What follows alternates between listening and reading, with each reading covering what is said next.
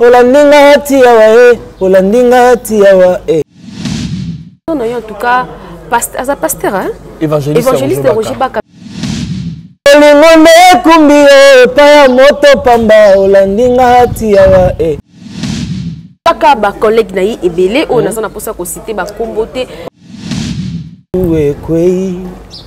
Voilà, merci beaucoup. Les nations et disciples donc batuba ba bon la montée ma balanda nzambe ba nzambe. Jamais babi ce que tu offrandes. Oui mais que tu as un problème avec ton frère. Babi déposons offrande dans l'église. Philadelphie, nous avons une vision à Rolbaké, révéler la conscience de l'église. Namaramo est le temps de la fin. Donc, ça veut dire qu'il y a pour la nation, mais on va rater. Vraiment.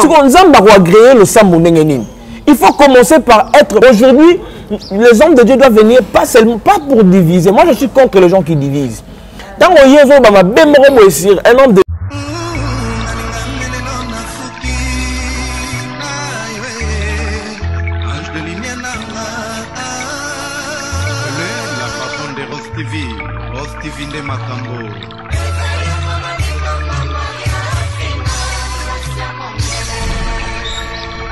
Mama Mokonzi kitoko na lokola moya mpokwa bande komona mama Sofia Futa na papa Antonio Peke no nesengo bamoni bankoko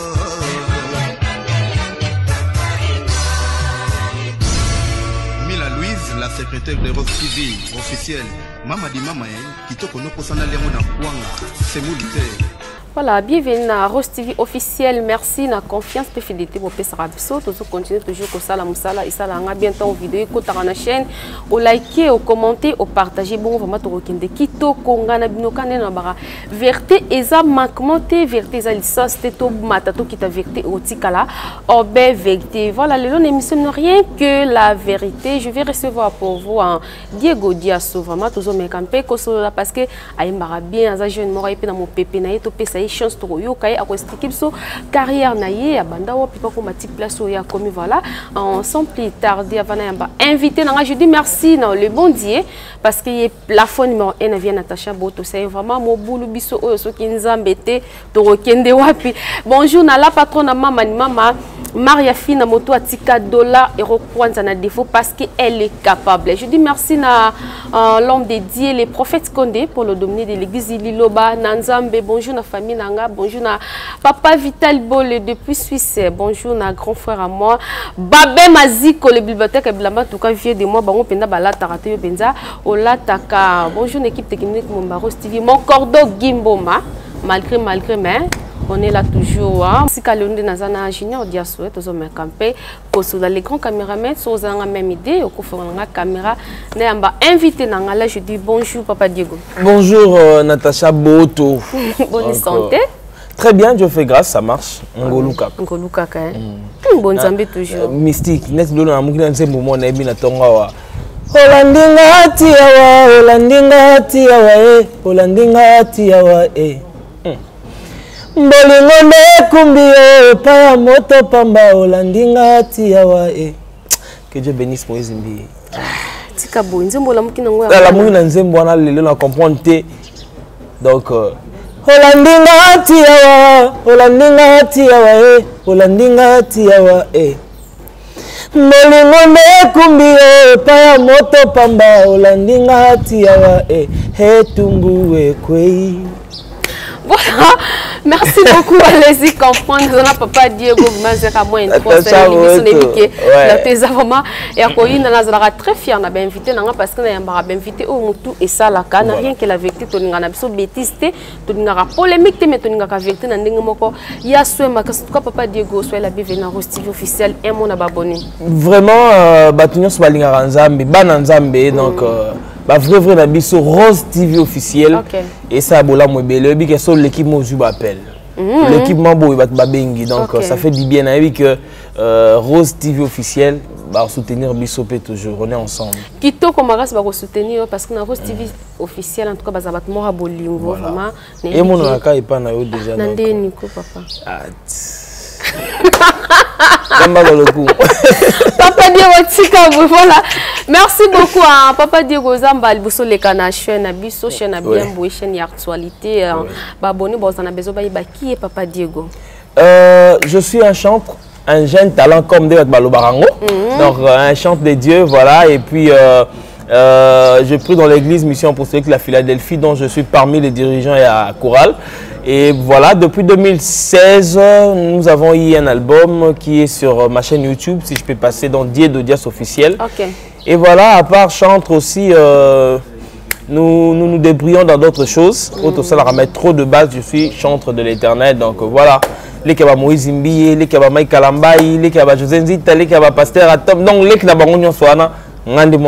Yo mona suka na bango mais oyena ki importé c'est pas nous boya rakabu to ba vie ba repesa bino chance elle est comme susu ba manque non même pas moni na kati ya makambu nyonso ils ba infiltré pe bazala OK même na ndinga bana nzambe il y a des chrétiens infiltrés ane chrétien te maiko ça infiltré kaka po donc voilà mais moi je crois que ceux qui ba Mike Kalambaï ba Moïse Mbiye ba Michel Bakenda ba manka ba deningo ndete c'est que biso to manquer ba onde donc c'est à dire que ba grand frère va bien éduqué yango biso balek to ya tozo mekola kaka ba so moni ma jeune mo boisa ingrat jeune mo bo afficher impolitesse ça il faut te longolier vraiment to tie mupanzi parce que bisika ba papa Patrice Bazali na limite que buzo bekoza vraiment donc voilà vraiment na limite que buzo bekoza ah papa Diego déjà album ça sur les marchés tout non vraiment no bénéficier non en fait déjà banzem boza sur toutes les plateformes à téléchargement Amazon Spotify ba télécharger facilement nyon suzakuna donc et puis il y a une chanson aussi de Tcho Misaka Ming pour l'anniversaire ezali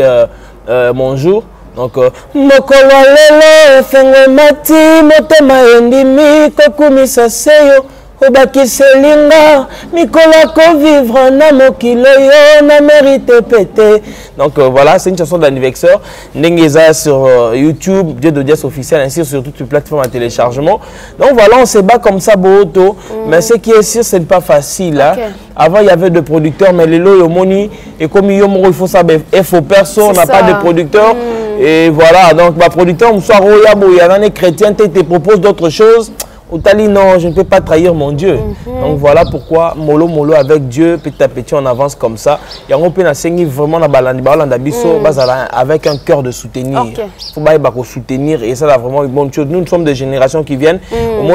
Mon papa Patrice va série ba na libumu ya mama ya ndo salakinga nazalaki te na mokilo yo ndo komisinga Jésus oza malamu mingi mpona ngai Jésus nakumisi yo nzambe nanga voilà donc, merci papa Patrice ma série wana omoni que lelo baza na bango mais l'autre toza plus na ba Moïse Mbiye toza plus na ba Mike Kalambaï donc voilà yango moni lobi pe ba grand frère wana ba ozalate ce sont nous les jeunes qui vont venir toroya lobi pe biso tozate ba na pe musu boya voilà pourquoi il faut toujours qu'on prépare relève c'est très important vraiment merci beaucoup papa Diego pourquoi mon jour Mon jour, c'est une chanson d'anniversaire. Donc, j'avais remarqué que la vie à Moutou, jour où il très important, c'est le jour de sa naissance.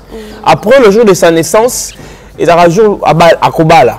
Jour en Kobala, un jour unique. Après le jour en Kobala, c'est le jour de la mort. Parce que le jour où il y a un coup Fatobo, ça en a vu son donc, so lingiba ba kendaka ko célébrer on faut na moi grade moi na mokili moi niveau moi boye bat ba se référer mais ce neti on a que le roté que libé là donc jour anniversaire mon jour une chanson d'anniversaire pour la reconnaissance na Nzambe bamsu ba kendo sepela anniversaire na ba boîte na ba ambiance ndenge mais nous les enfants de Dieu nous voulons être reconnaissants yango moi na sepela na mouvement commentaire na chaîne donc je bénis l'Éternel parce que nzembo na anniversaire eza nzembo yo na reconnaître Nzambe par rapport à nzembo musu anniversaire o ebetaka aujourd'hui Pasteur Mike Kalambaï Besali aujourd'hui c'est toujours happy birthday oui Mike Kalambaï c'est mon vieux na lo bango en fait moi Mike Kalambaï je ne sais pas moni ba sera ba ezali kambwangolu nazingolu na misona Nzambe donc ba Mike Kalambaï wana so tali lo abundi makasi donc bazembo ba aujourd'hui c'est mon jour happy birthday kangi donc voilà mon jour et pas de son jour en fait moni happy birthday te précieux tout ça mais est-ce que ya ngai na yena ngona angle ko lobake mokolo lelo sengo mati motema endimi kokumisa seyo donc c'est à dire que non reconnaître joyeux anniversaire nanga mais natali plus lola natali plus nzambe so na zabu ezayo moni happy birthday botama ela muloku mwezonga na yawe pona pema oyo apesinga ya ofele nalobi matombe na mokeli ya bomoi na ngai donc ça dit na mi comme si teke botama na ngai jour na non je remercie Dieu biso to ba anglais moloto toujours Nicolo. Toujours Nicolo, là j'ai dit merci à Christ Kaya, papa de Christanella. Vraiment merci à frère Diego Yoyo, azana posa ba soutien na mini osala ki tourne mbi ke bimbo za bato moko ya bolingo makasi. Papa Diego to me kampe kozonga en fait na landa pe be mission na yo obandaka kosala, mais be mission obandaka kosala oyambaka c'est qui encore compétit mingai Namba tebele ba Roger Baka na yamba ba fiston Roger Baka ba fiston maintenant tant yamba Roger Baka l'émission na yo en tout cas pasteur hein évangéliste Roger Baka en tout cas attaquaka ba collègue na yi ebele on a ça na posa ko citer ba kombote mais ba guerre mo bezalaka ba guerre ezalaka yo pe boko mati na ba niveau parquet par rapport à invité no yamba ninga attaquaka est-ce que aux autres au ça la réconciliation na bato wana ne sototé. Bon, en fait, ce qui est sûr, quand à part chanter, je suis journaliste. Donc, en 2016, j'ai commencé à recevoir les invités dans mon plateau, tout ça, dans différentes chaînes. Bon, j'ai eu des problèmes trop sérieux. Mon vie dans mon kito comprendra deux fois. Autre n'a pas question. Na répondre ma bien, répondre ma lame. Et c'est mon problème. Donc, le propos tenir engage que l'invité. Mon isco. Na yambara Roger Baka on a fait des émissions ataka taka batu mais batu sko ba mona ke ngande mabe pour ni na yambi yango moni pour garder ka bande d'attente moi bien avec mes grands frères ba saluana nyo nzambe de mon ke na évita carrément marambu ya émission tout ça mais et na senga bolimbisi ba grand frère nanga tout balimbisanga na sala mabete les mabe zaka pour na yambi Roger Baka autake ba ndeko mususu moni yango na senga bolimbisi tout ça mais na senga na papa Roger Baka pe que assez focalisé plus dans la vision hein la vision moni nzamba loba à l'effet de toutes les nations mes disciples. L'objectif c'est faire les nations les disciples donc batu ba bon la montée ma balanda nzambe ba nzambe. J'aime mon église Philadelphie, nous avons une vision à Rolbaké, révéler la conscience de l'église. Namaramo est le temps de la fin. Donc, c'est-à-dire qu'aujourd'hui, les hommes de Dieu doivent venir pas seulement pas pour diviser. Moi, je suis contre les gens qui divisent. Tant qu'on y est, un homme de Dieu quelconque, au monde, bateau va s'embarquer en église, néwana, au ça la bienté. Baron kangelo kanda et beta division. Alors, s'il y a un problème, babaranine, ce tu as un problème qui ne coûte rien, soit numéro deuxième personne, troisième personne. Donc voilà, il y a un moment que na sengi basal ensemble, tout tika na objectif, il y a vision. Tu es pour donner gloire à Dieu, tu es rapport à Batu, c'est ça l'importance des choses. Alors arrêtons de venir régler les comptes dans YouTube. Il y a un moment où nous avons regretté parce que les bosso te basal ensemble na stade de martyrs. Ma campagne d'évangélisation, ma terrain, tout ça. Mais aujourd'hui, au monde que tout homme de Dieu se focalise sur YouTube, ils ont oublié ma campagne à stade de martyrs. Comment créer ma base? C'est ça le problème. Il y a une différence. Or que la Bible dit, vous connaîtrez la différence entre ce qui me sert et ce qui ne me sert pas. Donc, bateau va se lancer mes forces à un modèle morboui. C'est ça. Babi toza mouinda likolo ngomba. Donc, moni mouinda likolo ngomba, mutu tozo mona. Donc, c'est ça, c'est notre rôle. Nous sommes comme le secteur. On a un monde à la billet, il te sa goût. Mais le lot, tu comme il sa dégoût. Vraiment. Et comme il même que ça la Sony, moi je suis dans un milieu où il y a Batobegis sous à tout moment. Eh bino, il va te réveiller, bino. Donc réveil au te barra na kala, basera papa Kelani, basera papa na biso nzami malam, c'est pas contre nzami malam. Basera papa Coutinho Fernando. Sony Kafuta Rockman, bah si ton Dieu est mort et c'est le mien à évaluer Kizami na Kibila. Bah denile si tu es mis on a na stade municipal. Alors ça la campagne avec tokona c'est Masolo. Kokota masolo ne. Akotali masolo. Akoma na pe mutabaninyo. Te na yebi ka kuma pétage. Na yebi ka kuma ne pétage. Ya ona senga ke na papa de Messi pardon zonga. Azonga te. Azonga ba campagne, azonga ba non. Vraiment. Akanga ya pesa makambo penza. Donc avant la stratégie de wana Ah non, Avisinga chantre de l'Éternel. Avance. Donc, il y a un peu tapé dans l'Arche de Noé. On a papa de l'Indécis. Mankiona. Aza mystique, je te dis. Mystique. Donc, elle s'appelle Sengai. Nathalie de mission, papa de l'Indécis. Et après, on a Mike Kalamai. Mais moi, je suis à qui réconciliation. Non, pas de laisser. Pardon. Moti Kainanu, Maramba pétage, pardon. Abi, Oligolingate. Vous allez péter. Non, vous péter. Non, je l'aime. Mais avec la plus, mon avis, n'a le but pour naïe. Et mon avis, lorsque les gens t'acclament, et puis ça vraiment motivation. Alors, quand on recevait des invités, on tourne ma question bien. Il faut tourner un bon mot. Il faut tourner un combo. Dans sa ignorance, sans savoir que non, combo on attend une question, attend combo ça peut me créer des problèmes. On va béganger par frère, sous notre combo plus l'église limitée. Alors, Dieu, mais yo, aux autant combo pasteur pour Anine. C'est ça le problème. Donc, c'est-à-dire que nous sommes motivés dans ma baie. Yo quand c'est la même chose shit na. Yango mon abi pardon. Basa nzambe tozonge la campagne, tozonge la stade des martyrs. Et ça na habité hein. Les bosses qui ba prière ba le 31 wanoka. Oh na stade des martyrs. Oui. Mais comment c'était comme ça makamusu biso mono yango moni que na lingi vraiment ngai naza le roi papa mukuna na éveil patriotique na. Donc c'est à dire que tout à coup veiller peuple. Moi j'ai une mission et d'aller rassembler les nations autour d'un seul Dieu, croire à son existence pour l'adorer. Donc nous avons rassemblé Batou, tous les ensemble de moroton dimele petongu mamelae. Yango un message na tout. Et là on a polémique dans senga. On a oba kana raté bayokana. On a oba kana raté donc tous à la inhibition surtout ça nini. Tongu mamela nzambe. L'adoration demande de ça. On a ramsou sur la Congo, on a un problème ramsou sur mon avis avancé parce que bateau bazaba à la tête. On remarque comme si les hommes de Dieu. Mais quand on a un stade basangani, quand on a prière pour la nation, mais on va kana raté. Vraiment. Si on nzamba va agréer le sambunengenine. Il faut commencer par être babi, ce que tu offrandes. Oui, que tu as un problème avec ton frère. Babi dépose au fond de bondi ça na frère na bongoya. Ponzamba yamba libondi. C'est ça. Yo on kana ratena o bo monte mo ibino so na stade bo bonde la onzamba sunga Congo te. Bo kanizati. Voilà le problème. Les hommes de Dieu doivent venir s'excuser à la télé. Babi à partir de l'onde toi boye, to zongeli ba campagne, to zongeli ba stade, to zongeli ba campagne d'évangélisation qu'on va avancer. Vraiment. Mais comme nga tonga église amnen.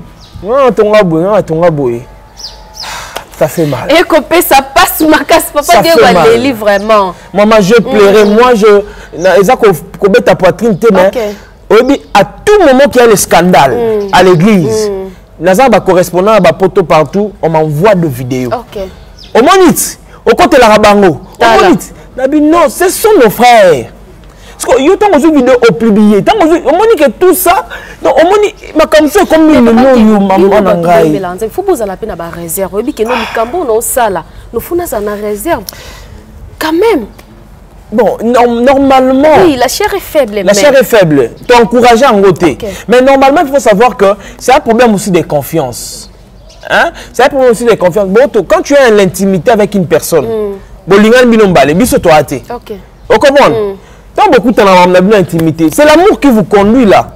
Comment fait-il que Bobo Yani, même faut-il la photo, il faut carrément effacer. Bobo Yani effacer, c'est tout. Gardons. Babi, hein? Balobi que réputation est très important. Je prends la proverbe. Donc il faut protéger la réputation. Ce qu'on est le monde na Congo, communauté congolaise.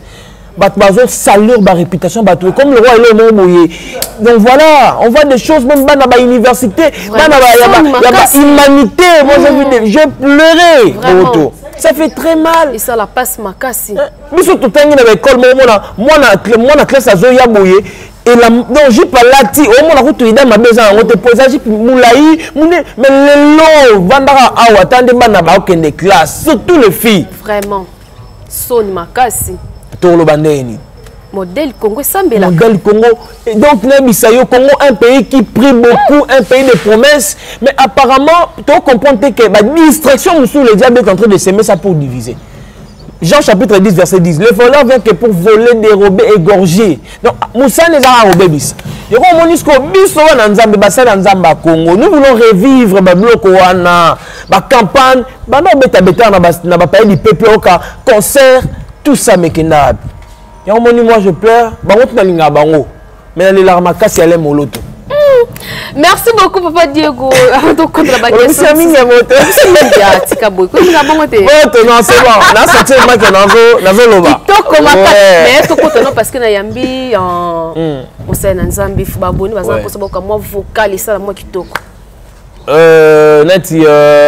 Une personne sans référence, un bon matin devient légende.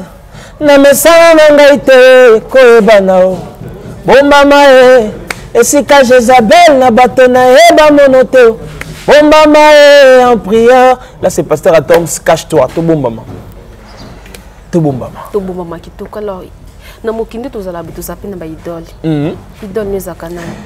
Je le dis toujours, déjà, tant que tu as un zembo, tant que tu as un mouton, tu as deux choses. Tu as voir un zembela, tu as qui parole et dégager dans 400 zembo.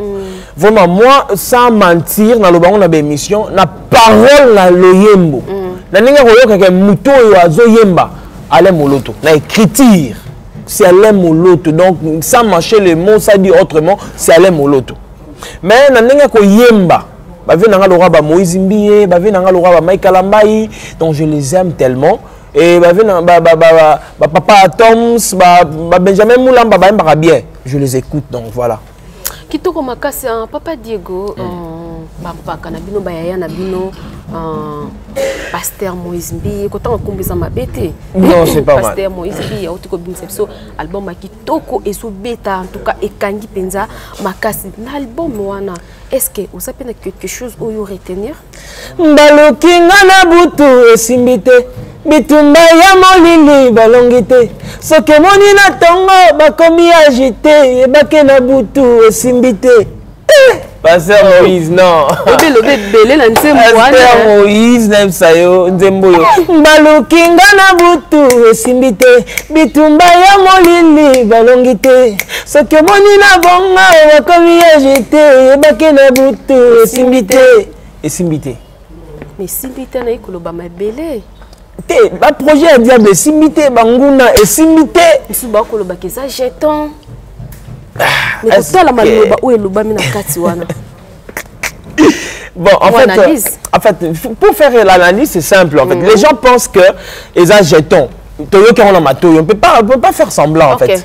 Toyoki, na yoki nzembo, moi j'en ai tant bimi na yoki na big gloire à Dieu parce que dans nzembo on a l'accès que projet à Satan tout ça est simité. Mais les gens interprètent, Nathalie analyse sur la sali ou des jetons tout ça, c'est que je vis. Mais pour dire un mot ça que Moïse Mbiya a un problème na Kalamba été. Et ça par rapport il a la situation de laquelle il bango. Voilà pourquoi les gens disent ça, mais je ne crois pas que Moïse a que la Kalamba est jeton. Balingana Makasi, ils ont commencé depuis. Depuis. Eh, tala tika na yo, Balingana Makasi, ba on balé. Ba na avoir un problème té. Est-ce que Moïse a rôle ngam tessa Mike mabina misne. To Mike a rôle ngam tessa Moïse mabina misne. Balingana rabaye bani. Ba ye bani ya. Ba master, banda cité banda en état de louange. Ah, tika na. Papa Diego, alors la difficulté nous en avons par rapport à la difficulté c'est qu'on a besoin de gens qui peuvent nous soutenir, hein, qui peuvent nous soutenir vraiment. On a besoin, tu en as pour ça tout ça bah clip à bien, tu en as pour ça tout ça bah promotion tout ça. Difficulté ma cas c'est ça aujourd'hui il n'y a pas de producteurs. Les gens veulent à Jumbongo à soutenir. Bah, l'autre est là à soutenir, mais à faire l'ambiance, tout ça, mais bah, c'est Dieu qui donne l'argent. Il faut soutenir plus l'œuvre de Dieu, c'est très important. Donc voilà, on n'a pas de gens vraiment qui peuvent mettre leurs moyens. Je vais dire que non, je te soutiens, tout ça, il n'y en a pas. Et voilà, mais je profite aussi à l'occasion pour dire merci d'abord à papa Bruno Kitiaka qui ne cesse pas vraiment de soutenir, maman Martine Mouizi, Valentine Mangouni, donc mon vieux Bruno Takai, donc tous ces gens-là qui sont autour de nous, famille Diasso, hein, mon vieux aussi Kanga, Nassès TV, Bataranga, Babeta Angofele, deux fois et Serge, mon DT Serge, donc les gens qui nous soutiennent comme ça. Mais on a aussi besoin, sur les longuités, tous ceux qui nous suivent, il va contribuer, voilà, nous voulons contribuer, nous voulons soutenir, nous voulons, ça sera une bonne chose pour la gloire de Dieu vraiment. Mais on ne veut pas vraiment se faire mendiant, hein? On ne veut pas vraiment que les gens pensent que nous sommes des mendiants, non, c'est pas ça en fait.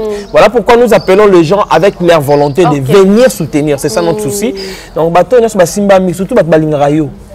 Numéro code, numéro plus de 143 81 48 35 065.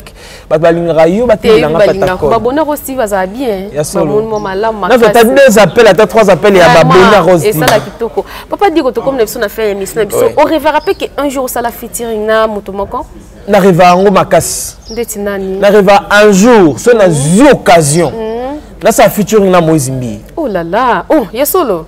Na Moïse Mbi, tout ça la featuring. Na cité, n'arrivera Moïse Mbi, Mike Kalambay, Henri Papa Moulaja. Hein? Donc, tu as rêvé tout ça featuring pour le monde. Et la mon featuring wana et la plus que We Are the World, il y a Michael Jackson. Donc voilà, Pasteur Atoms featuring. Donc voilà, il y en a qui va soutenir parce que le featuring déjà, au bien à Moïse Mbi, na featuring il faut. C'est pas facile. C'est pas facile. D'abord bureau, Thibaut Koutana Rabama, Kalamba, donc c'est pas facile vraiment. Le bail est mon la émission boulé. Attendez ma bengabi, allô mon frère. Vraiment, je veux faire une chanson avec toi. Ouais bien, mais ça va rien de que de Luka. Papa, on met ta bateau.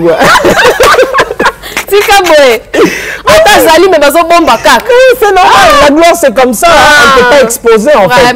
La gloire c'est comme ça, va protéger à Moutouaza, salonnaire en fait. C'est Baba icône, Moïse Mbi, voilà. La nègre ma sœur, pour rêver ma cassi, Marie Missam Makenda, père son âme, mais alors bon, Bazali, Badena Mouana, donc voilà, je crois qu'on fera vraiment. Nzamba Sungara un jour eximba tout ça featuring là-bas. Kitoko Makas en tout cas TV Zangonga émission Kitoko pour ça au kata parce que TV et Zangonga papa digo to kabana moins vocal ça là non nga oyembara tu chantes bien hangayo bomoni tina ngai na linga kaye na la panda ina vina ngayo na kosalela mot de la fin. Donc, ça veut dire que le souci, c'est que... Papa. En fait, le souci, c'est que... Tu vas télécharger Banzembo. Et ça fait mal. Tu sais, Banzembo va peut-être faire un téléchargement, mais les gens n'achètent pas. Ah, oulala. C'est-à-dire qu'on sentit comme tu as bien... Alors, on a ta place, boy. Nous avons YouTube, avec on Bluetooth. Avec on a Banzembo, on a lié. La place, la Kalamba, il réseau, on a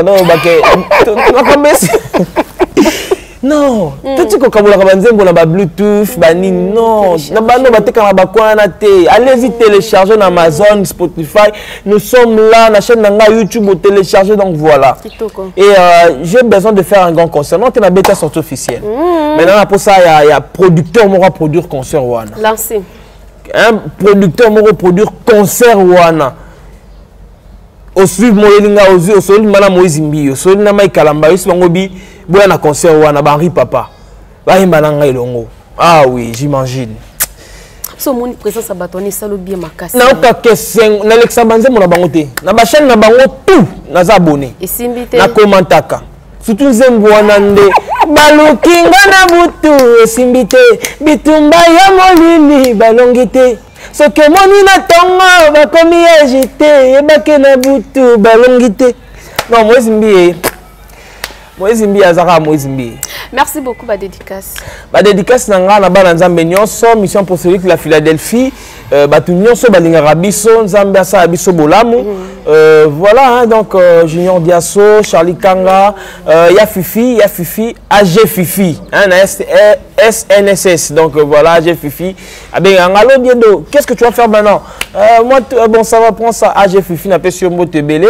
N'a pas sur mot comme j'avais dit, na Bruno Taka, mon vieux Daddy Yakuza, voilà, Babin Shinton, voilà, n'a dit que l'émission, la ligne avant Makasi. N'a pas sur mot na Bananzam Benyon sur Balingarabiso, le frère de deux là, nous sommes en train d'avancer par la grâce de Dieu. N'a pas sur mot na Manana. Tantine Sifa Sangara. Manana Sifa Sangara.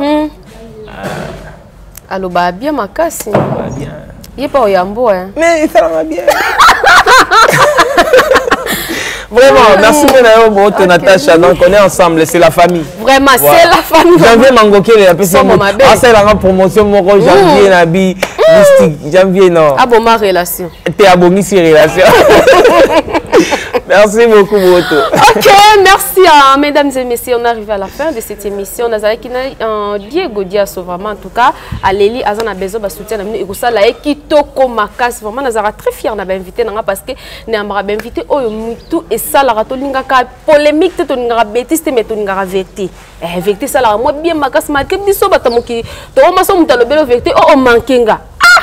Et nous, qui comme ça, on a vérité. Vérité aussi, alors ben vérité. Voilà, là je dis merci à maman de moi, Marie-Fille, na moto Tika Dola et Rokwanza na défaut parce qu'elle est capable. Je dis merci à la famille Nanga, famille Boto, merci à tantine de moi, tantine Sifa Sangara, merci à grand frère de moi, Junior Diasso, merci à ah oh là là, son abois qui était en bête handicap.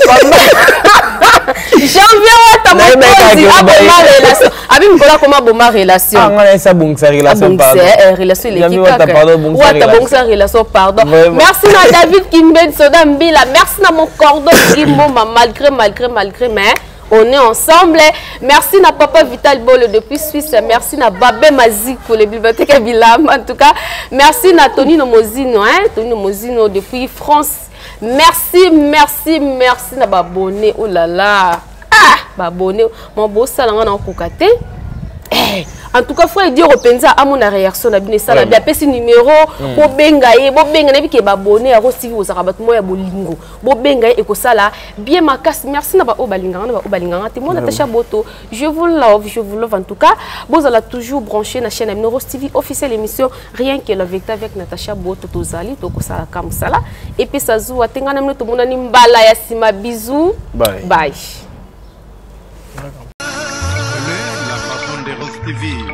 TV nde makambo